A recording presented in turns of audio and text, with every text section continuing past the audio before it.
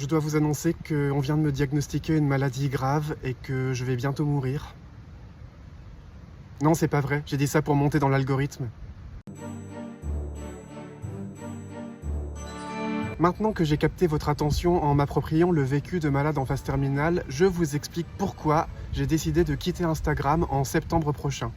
En 2019, je me suis installé à Paris pour débuter le stand-up. À ce moment-là, j'avais jamais eu de compte Facebook ni de compte Instagram. Je me méfiais de ces plateformes, de la manière dont elles transforment nos modes de communication et dont elles participent à un capitalisme forcené et fascisant. Et ouais, j'ai pas attendu 2025 pour m'en rendre compte. Très vite, des gens que j'ai rencontrés dans le monde du stand-up m'ont mis la pression pour que je crée un compte Instagram, parce que c'est là que s'organisent la plupart des événements liés au stand-up.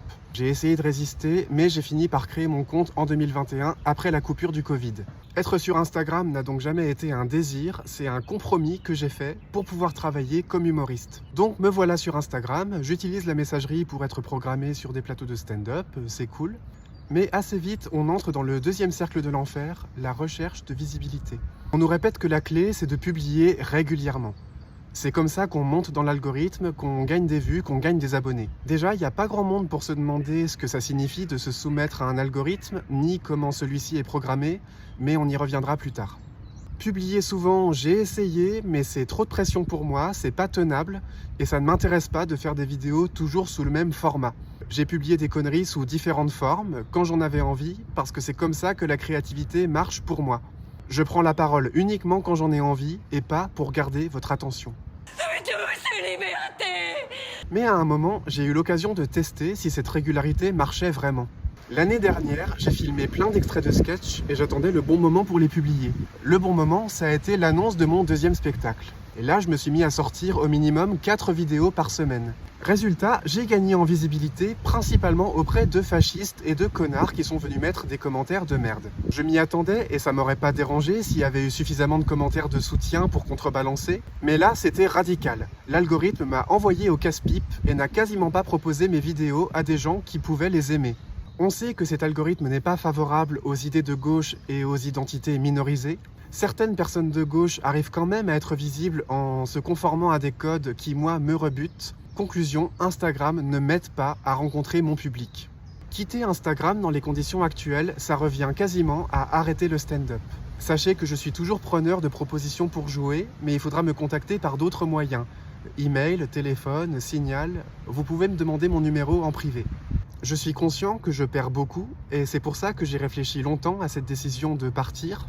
Mais je joue déjà très peu parce que j'ai du mal avec le réseautage, autant sur internet que dans les relations directes. Le stand-up est en train de prendre une nouvelle place dans ma vie et je n'ai plus l'énergie de courir après les dates. Je ne vous fais pas une annonce fracassante, je reconnais juste ce qui se passe déjà. Je joue beaucoup moins qu'avant et je veux plus rester dans cet entre-deux où je suis sur Instagram mais sans avoir vraiment accès à tout ce que ce réseau pourrait me donner. Quitter Instagram, c'est aussi perdre mes plus de 2500 abonnés.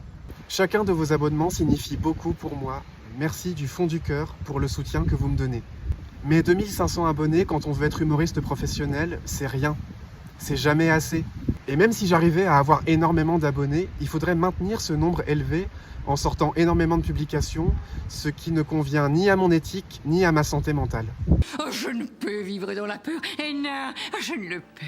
Au lieu de quitter Instagram tout seul dans mon coin, j'ai envie d'encourager une réflexion sur ce sujet. Ces derniers temps, en France, on prend enfin la mesure de l'emprise de Vincent Bolloré sur le paysage culturel, mais je trouve ça dommage de dénoncer cette emprise sur un réseau qui appartient à Mark Zuckerberg, milliardaire, soutien de Donald Trump, qui se fait du fric sur nos publications de gauche et qui fait la fête du slip avec nos données personnelles. Je suis pas très emballé par d'autres réseaux sociaux du style Instagram éthique. Pour moi, c'est toute notre manière de communiquer, de chercher des informations et de considérer les artistes qui est à remettre en question. Les géants de la tech ont pris énormément de pouvoir sur nos vies quotidiennes, mais ce pouvoir, on peut le reprendre. Que la justice triomphe, oui! Je vais également quitter Facebook et WhatsApp. Je suis toujours sur YouTube qui me pose aussi des problèmes éthiques parce que ça appartient à Google. Mais partir de Meta, c'est déjà un gros morceau, donc je réfléchirai à YouTube plus tard. Un petit mot pour les professionnels du spectacle, comédiens, comédiennes, directeurs et directrices de salles, personnalités médiatiques. Je vous encourage à vous poser la question de rester ou pas. Surtout si vous avez déjà quitté X. Je vous invite à me contacter si vous voulez en discuter. Je serai carrément motivé pour qu'on lance un collectif, une tribune, enfin qu'on fasse un truc quoi. Je comprends que partir puisse être compliqué pour vous économiquement. Je comprends que vous puissiez pas changer la tendance tout seul. Mais ça vaudrait le coup de réfléchir à cette question collectivement. Il est jamais trop tard pour partir. Regardez les auteurs et les autrices qui ont claqué la porte des éditions Grasset. Ils ont réagi au bout de 1000 ans, ça les empêche pas d'avoir la classe. Est-ce que vous pouvez vous barrer maintenant? Il existe d'autres moyens de communiquer avec le public. Les lettres d'info, les sites indépendants, les listes mail, les boucles signal. Ça a l'air d'un saut dans le vide parce que vous avez peur que le public ne suive pas, mais le public s'adapte à ce qu'on lui propose.